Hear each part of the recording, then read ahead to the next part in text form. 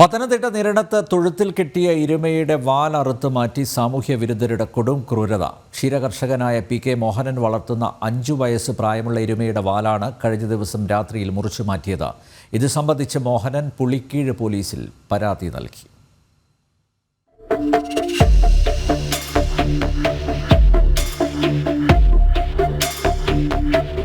മിണ്ടാപ്രാണിയോട് സാമൂഹ്യ വിരുദ്ധർ നടത്തിയ കൊടും ക്രൂരതയുടെ കാഴ്ചയാണിത്.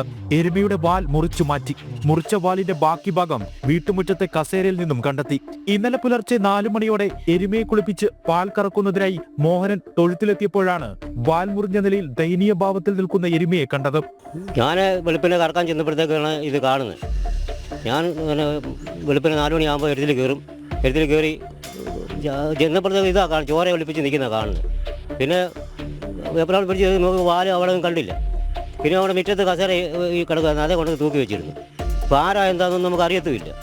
സംഭവം കണ്ടവുടൻ മോഹനൻ അയൽവാസികളെ വിവരം അറിയിച്ചു. എന്തെങ്കിലും കാര്യമുണ്ടെങ്കിൽ എന്നെ വിളിച്ച് പറയും, ഞാനിവിടെ വരും, അത് ചെയ്യും, പോവും. അല്ലാതെ നമുക്ക് ഇപ്പം അതിൻ്റെ ഇടയ്ക്ക് പോലീസുകാർ ഇവിടെ വന്ന് അതിൻ്റെ വേണ്ട രീതിയിൽ അവർ ചെയ്തിട്ടുണ്ട്. അത് ബാക്കിയുള്ള കാര്യങ്ങൾ അവർ ചെയ്യാമെന്ന് പറഞ്ഞിട്ടുണ്ട്. അപ്പോൾ ഇന്ന് ലോട്ട് വരും, ബാക്കി കാര്യം അവരും ചെയ്യാമെന്ന് പറഞ്ഞിട്ടുണ്ട്. അങ്ങനെയുള്ള രീതിയിലാണ് ഇടപെട്ടിരിക്കുന്നത്. പിന്നെ നാളത്തെ വിവരമൊന്നും നമുക്കറിയത്തില്ല.